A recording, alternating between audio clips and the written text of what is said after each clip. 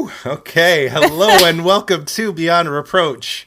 I'm Tux Lurzel. And I'm Stephanie Domingo. And we be drankin' and swearin'. Yes. Today, this is the Minisode. And as you know, we don't have a format. So we're going to talk about whatever the fuck we want. Yeah, we're doing our own thing. Deal with it. You're going to love it. You must love it. So on episode 29, I talked about the origins of 40 Acres and a Mule. During my research, I found an article that was kind of related, like tangentially. I saw this article that talked about the wealth gap between Black Americans, like people who were a descendant of freed people, versus those who had mixed ancestry, people mixed Native and Black ancestry. And I'm like, okay, this is none of your goddamn business right now, Stephanie. Like, avert your eyes. Yeah, like, nothing to do with this. Your outline is long enough. Like, keep it moving. But I wanted to loop back around to see if it was an issue that was small enough to talk about on a mini. Yeah. It is not. It is not in any sense of the word. And I also realized that I was approaching the topic kind of all wrong from what to me felt like a very, really like gross settler colonialist mindset. Mm-hmm. And I found this act called the Dawes Act of 1887. Are you familiar? Not at all. It happened under Groper. Groper, yes. You son of a bitch. Everyone's favorite pedophile. So this act allowed the federal... Don't forget rapist. Waiting for his prey to grow up. Yeah. Disgusting. So this federal act allowed the government to break up communal land into parcels for farming. So it basically forced assimilation on Native people. Break it up so that it was no longer communal, but it was still owned by... but now owned by individual people. Okay. Yes. Okay. Yeah, they were encouraging them to farm the way that, white people did. Sure. Okay. So only the Native people who accepted this division of land were allowed to become citizens. I was just going to say, what was to stop them from just being like, okay, so this is mine, but we're going to share it? Yeah, you couldn't be a citizen if you didn't sign up with the fucking government. It's your land. Yes. So a lot of Native people, believed it or not, didn't trust the United States government. So we're like, I don't want to be on this list. Like, fuck out of here. So as a result, over 90 million acres of land was lost. So if they didn't do it and they wanted to keep it communal, the government just took it away and gave it to somebody else. I'm nodding my head. That's so fucking gross. Yeah. Yes. Yeah. on this audio platform, she is nodding in agreement. Yes. I really need to get some beads. Yeah. So it was just super, super gross. And I realized that I cannot talk about this in a mini episode without diving deeper because it's just crazy, the theft. Wow. So season 4. Yeah, definitely season 4. It was very, very controversial, rightfully so. Wow. But it's also impossible to discuss mixed ancestry without talking about blood quantum. Huh? Yes. Ugh. It is a topic that I do not feel educated enough to talk about without sounding like an asshole. I listened to this podcast called All My Relations. I'm obsessed with it. It is so good. The two hosts, Matika and Adrian, they're both Native scholars. One teaches at Brown. Wow. And even their episode where they talk about blood quantum is episode 10. Even they had to bring on multiple scholars to be able to talk about it. Jeez. Yeah. So it's really, really complicated and really controversial because it's still being used to measure the amount of Indian blood you have. Yeah. So, like, by who? By the U.S. government. So, I'm going to go into this, but blood quantum was initially a system designed by the federal government that placed people into tribes based on the amount of Native blood they had to limit their citizenship. Oh, okay. Yeah. It has nothing to do with the fundamental way that Native people have associated with each other, like via lines of kinship. Yeah. At all. It's so messy and so complicated, and it's still being used today to add people to Native registries. So the blood citizenship quantum thing, I like. Yeah. This is their land. Right. You came here and you're on their land, and you set up your government on their land. I mean, our government on their land, and you're telling them they're not invited to the party? Correct. On their own land? Mm-hmm. So blood quantum has no roots in science or biology. You cannot quantify the amount of native blood a person has, which means it's not something that can be quantified genetically. Okay. So 23andMe, like, your science is pseudo. Like, what you're doing is dangerous. So guess how these government officials measured native blood? Guess what the rubric was? I have zero understanding of how any of that would work anyways, so I'm not even going to... Okay. I have literally zero understanding of how they would figure that out. So they used their eyeballs. Wait, what? Yes. So they placed this false binary between freed person versus a blood citizen based on how dark their skin was. What? Correct. It's crazy. There were people in all nations that were separated. Their family was split apart because some of them were darker and some of them were lighter. I was just going to say, there's variations in families within... So there's no way to tie the amount of native blood anyone has, because this started in the late 1800s. So this is just, it is garbage science, and like, I just want people to know that if you do 23andMe and it says that you're native, like, fuck off. Yeah. Because that has nothing to do with the bonds of community. Yeah. So they had this thing called a $5 Indian. So if you were white, you could buy into this role and get your land. What? Yeah. It was illegal, but some people were able to get native land by paying the government official to look the other way and just add their name to the list. Meanwhile, people who were actual Native Americans are being told that they're too black to be native. Like, get out of here. I'm okay. Yeah. So this is why I didn't do this in a mini, because it's like, it's such a big topic that it's like treading into a minefield. Yeah. Take 9 plus 10, and we're live. Let's get it, fam. I'm one of your hosts, Hamish Lackman. And I'm your other host, Aaron Conway. And welcome to our show, The Third Wheel. You know when you like crush on someone, you just sometimes act a bit like silly in front of them? Cough, cough, Aaron. You guys just roast each other.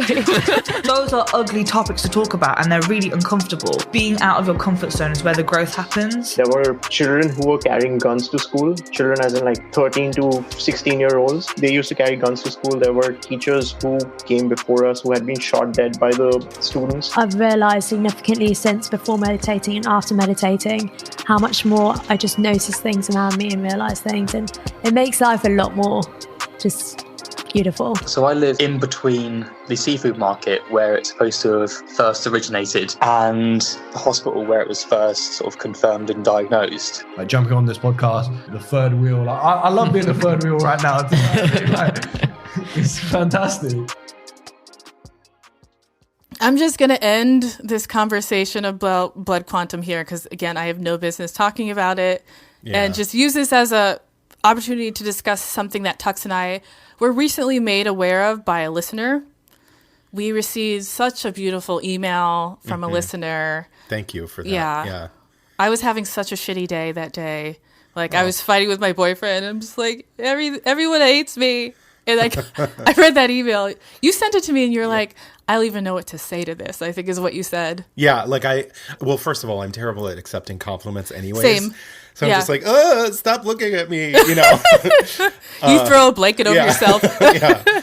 But the email was just like so thorough and well thought out and so kind. And I was just like, I literally am not the one to respond to this because I'm not. I'm just like, literally, stop looking at me. Stop listening. Oh. You like throw a can and run. Yeah, so it was just a really, really nice email. Thank you. She found us when she was researching Buck v. Bell. And then she started with episode 1 and just listened to the whole catalog. And when I read that, I'm like, oh no, episode 2. I know. Some of those older episodes, the sound quality was... Yeah. Oh my God. We were on one mic for an episode. For like the first like 4 or 5 episodes, we were using I like that mic. I just blacked that out. Yeah. It was too traumatic. But remember, we ordered a second mic, but then it had to be like reformatted, so you had to send it back. I forgot about that. Yeah, I think it wasn't until like episode 6 you're that right. we actually You're right. had. We had to send it back. Yeah. Crazy. Okay. So The end of her email, I'm just going to share with you guys because it's relevant to what I want to talk about next. She writes, last but certainly not least, you briefly touched on land acknowledgement, either in an episode or a minisode, I can't remember, but I thought it would be nice for you to open your podcast with a land acknowledgement as an affirmative action and voice to the atrocities that our country has undergone to bring us the privilege that our country enjoys today. I've included a couple of links for you that I found meaningful to start this journey. In many of the webinars and presentations I both participate in and produce, opening with a land acknowledgement reframes participants' mindset and calls out the privilege that we have today. Thank you again for bringing a voice to the voiceless. She's just so sweet. Mm-hmm. And then she graciously sent us links. Yeah. Just doing our homework for us, like a queen. Yeah. So we are still in the process of developing our land acknowledgement. It's not a task that we take lightly. I think it's an overdue reframing of American history. I think it's something that perhaps we should have done already. I know that you really weren't familiar with the land acknowledgement in a podcast. You hadn't heard that before. I've been terrible about listening to podcasts in general since we started. I used to listen to so many podcasts until we started our own. And now I'm there's one or two that I listen to. But yeah, it's just, I spend so much time writing and researching and doing all this stuff that I'm I don't have the spare time. Yeah. And when I do, I just want to listen to something silly. Yeah. Like my dad wrote a porno or something. Oh my God. Yeah. So good. That is distracting, though. Oh, 100%. But I'm saying I only listen to that when I have legit free time. Mm-hmm. Okay. Yeah. So I used to listen to this podcast called On Being. It's a really, really beautiful dialogue. The host, Krista Tippett, she records on Dakota land, and she always ends her podcast with that acknowledgement. Also on her website, she has an acknowledgement tab.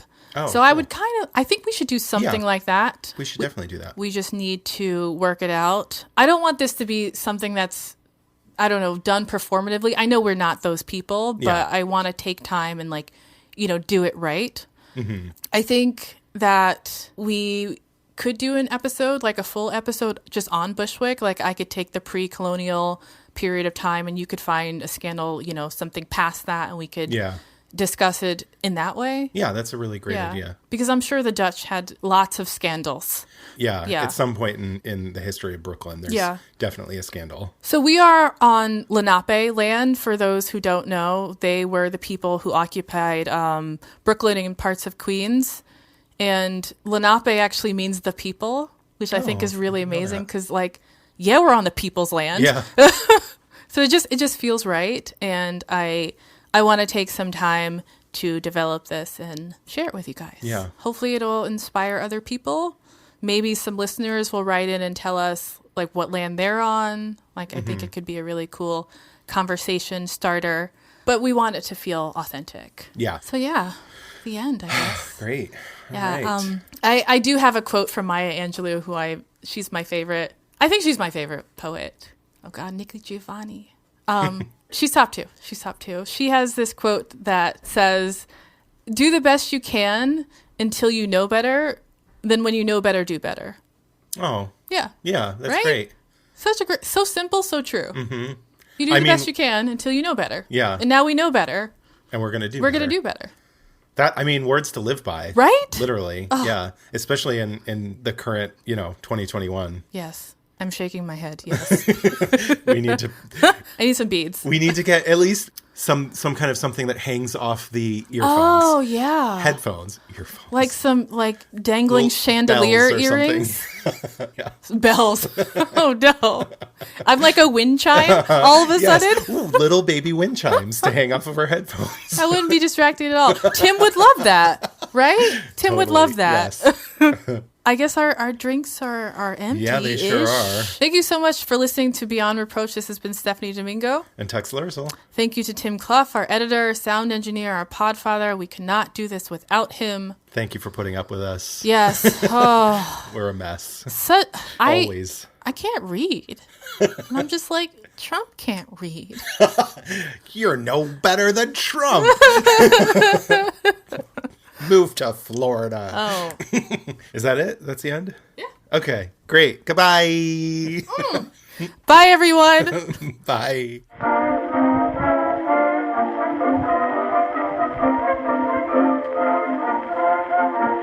Beyond Reproach is proudly recorded in Bushwick, Brooklyn. New episodes are released the first and third Monday of every month. Please note that we are not historians. We are just a couple of drunks who never shut up and love history. Full list of all source information can be found in the show notes on our website. Please take a moment to rate, review, and subscribe. Written reviews are especially important. If you like us, please do one of two things. Leave us a review on Apple Podcasts or send this episode to a friend, family member, or someone you think would be into it. Don't forget to follow us on social media. Make sure you follow us on Instagram because we post our cocktail recipes the Thursday before each full episode. Please drink along with us if you are not driving. We also have a shop at beyondreproachpod.com. Get your merch, brand yourselves. We are on Patreon if anyone would love to show us some love and throw us some nickels to support the production of our show.